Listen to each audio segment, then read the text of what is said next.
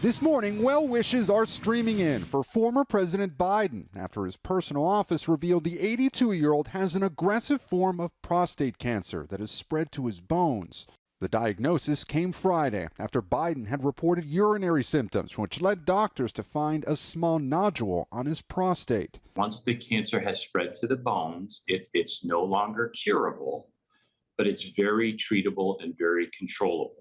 President Trump posting that he and the First Lady are saddened to hear about Biden's diagnosis and wishing him a fast and successful recovery. Former President Obama and former Vice President Kamala Harris also sharing well wishes. Cancer has devastated the Biden family before. As vice president, he led a moonshot effort to find cures for the disease after his son Beau died from an aggressive form of brain cancer in 2015. One of the most devastating words anyone can hear, and it's not hyperbole, is cancer. In 1988, then Senator Biden battled 2 brain aneurysms that threatened to end his political career. His most recent White House medical exam at Walter Reed was in February of last year when a physician assessed he was fit for duty. But during his presidency, Biden faced mounting questions about his health, age, and mental fitness, which ultimately led him to drop his bid for re-election. This weekend, Axios published audio from Biden's 2023 interview with Robert Hur, the special counsel who investigated his handling of classified documents.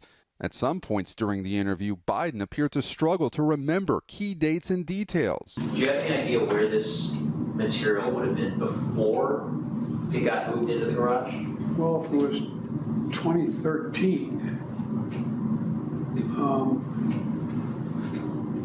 when did I stop being vice president? 2017. So I was vice president. Tomorrow, a new book by 2 journalists is set to be published, raising more questions about whether Biden's inner circle may have concealed any cognitive decline during his time at the White House, something the Bidens denied in a recent interview. You are wrong. There's nothing to sustain that. As for the release of the special counsel audio, Biden's spokesperson says his administration had released the transcript more than a year ago, and that the audio does nothing but confirm what is already public. Meanwhile, a major question today that we don't yet have an answer to: how is the cancer missed in earlier screenings? Savannah? All right, Gabe Gutierrez, thank you so much. We want to bring in NBC News medical contributor Dr. John Torres. Dr. Torres, good morning. Thanks for waking up with us this morning. What strikes me in this statement are the words "more aggressive" and "with metastasis to the bone." So what does all of this mean for an 82-year-old? And what this means is exactly that the cancer has left the prostate and has gone to other parts of the body, particularly the bone, which this type of cancer typically does. And he has a Gleason score of 9. Gleason scores go from 6 to 10. 8, 9, and 10 are the aggressive forms of this, meaning that it is more likely to spread. And with cancers and most other illnesses, the older you are, the harder it is to treat. And so we're in that category here with him being 82 years old. It's going to be a tougher battle for him. What are those treatment options?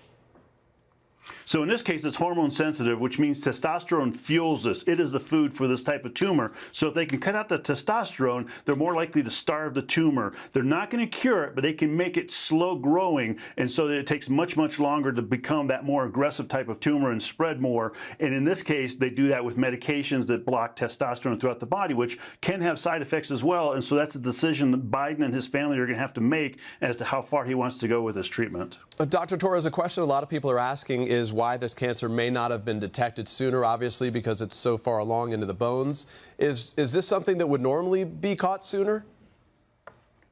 And that's the issue with prostate cancer, and that's why we're seeing this year-to-year increase of prostate cancer. Since around 2014, we started cutting out annual PSA testing on a regular basis and put it into the category of having discussions with your doctor. So not as many people are getting that PSA test, which means we're not detecting as many prostate cancers. So we're seeing that rate increase. Now there are some symptoms that are associated with this, and you can get early stage and late stage symptoms. The early stage typically tends to be symptoms around the prostate itself, meaning that you have issues with getting up late at night, getting up many times during the night to urinate. You end up having problems when you're trying to urinate to begin with, and seeing some blood in the urine as well. There's some later stage prostate cancer symptoms, and in his case, that's probably what he ended up finding out more, that bone pain and these types of things that are associated with later types of cancers. And so it can be missed. The prostate is difficult to diagnose because it is so far inside the body, and that's why both the PSA testing and digital rectal exam, which they felt felt a nodule on his and ended up treating it are important,